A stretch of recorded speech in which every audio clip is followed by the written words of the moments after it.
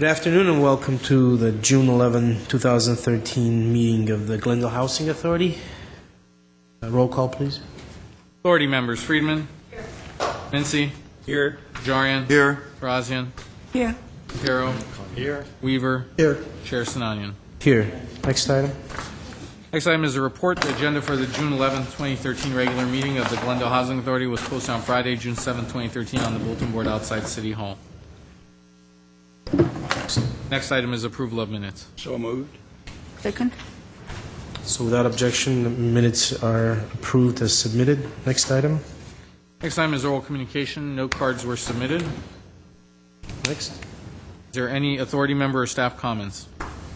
There are staff comments, I believe, from the Housing Department. Yes, sir. We'd have Peter Zovak, our Deputy Director of Housing, come forward to talk about issues revolving around Section 8 potential scams.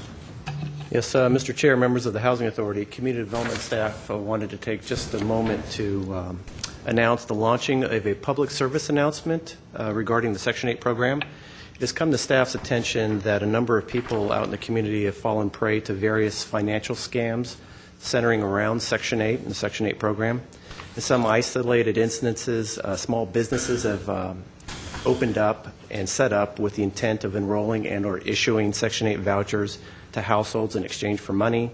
In others, people have been approached randomly off the street with the promise to receive Section 8 vouchers for cash payments. And some of the scams have even gone as far as setting up phony housing inspections within units and supplying fake housing documents in order to secure money from unsuspecting residents. And in response to that, Community Development staff has been investigating these incidences. When it's come to our attention, we've been referring them over to the Glendale Police Department, to other law enforcement agencies, and to other housing authorities in the area when applicable. And in an effort to better educate the public about these scams, we've developed a flyer, of which you all should have a copy of up on the dais, warning residents, and we will be marketing this message proactively into the Glendale community. Staff intends to mail out this flyer, which is in English, Armenian, and Spanish. Armenian and Spanish is on the back of your flyer. We'll be mailing out the flyer to every household currently on the Section 8 waiting list. We will be publishing the flyer in local newspapers scheduled for later this week, and we will distribute copies of the notice to all the city's social service agencies. We have already posted the flyer on the city's website. We've been running a bulletin board message, and it appears right now on the TV screen, on GTV6, and it's in its rotation, and we'll be issuing a press release later this week. Housing staff has also made a personal appearance on one local cable television show, and we are scheduling others. Section 8 is a free federal program, and anyone charging a fee related to Section 8 is committing an illegal act. We are warning the public that if they are approached by someone promising Section 8 vouchers in exchange for money, to ignore the request and report the activity to the Section 8 fraud hotline that we have here at the city.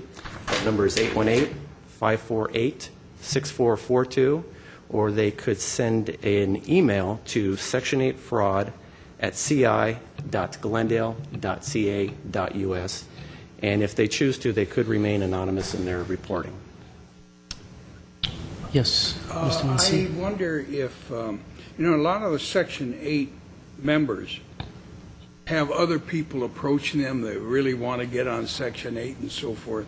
I wonder if it would be a good idea to send this also to current Section 8 mailing list, instead, not just the waiting list.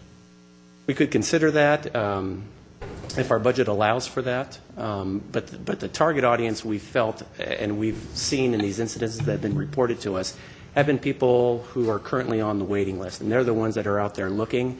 And so when that promise is made to them, they're the ones most interested. But we can certainly do that, if not a direct mailer to our current program participants. As they come in for their annual recertifications, we can provide it to them along with the other paperwork that we give them. Good.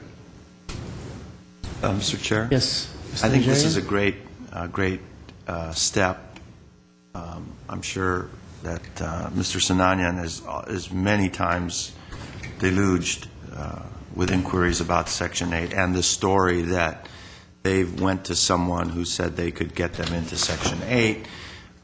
It is not only unfair to those people who are defrauded, but it also impugns our our ability and our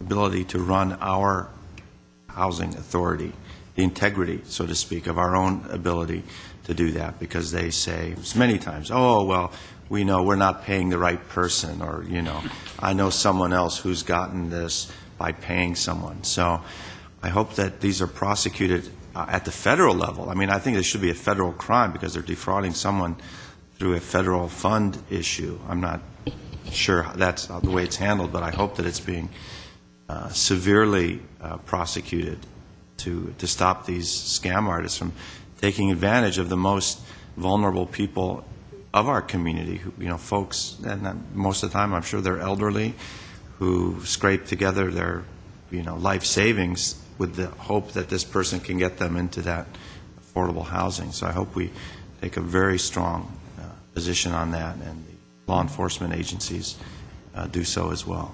Well, Glendale PD has certainly made it a priority for them, and we have been working with HUD OIG on this as well. And it's not unique to Glendale.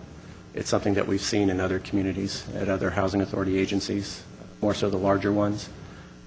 So it is something, though, that we are trying to address. Every time that we receive a report of something like this, we investigate it thoroughly. And we've talked previously and presented previously to the Housing Authority about the safeguards that we have with regards to our Section 8 waiting list and how that is kept and secured. And we continue to do that. Have there been any arrests yet? No, not yet, no. Can Not we put out everyone. could we put out are there any rewards for this from the HUD side of things? Monetary rewards, I do not think there are, no.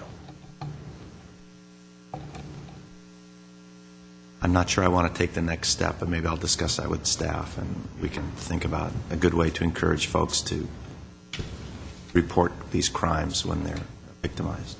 When something does result in terms of a possible arrest out of this, we'll be the first to come back and report back to the Housing Authority. That's the best way of getting our message out. Whenever we've had to take action, whether it's fraud within the program or outside of the program, and there's some type of notice or story that is eventually run, the word does get out. And so we plan to utilize that if and when we do have an arrest for this type of activity. Thank you. Yes, thank you, Mr. Zovak. Next item. Next time, unless there's any new business, would be a motion to adjourn. Will we adjourn? Second. We are now adjourned.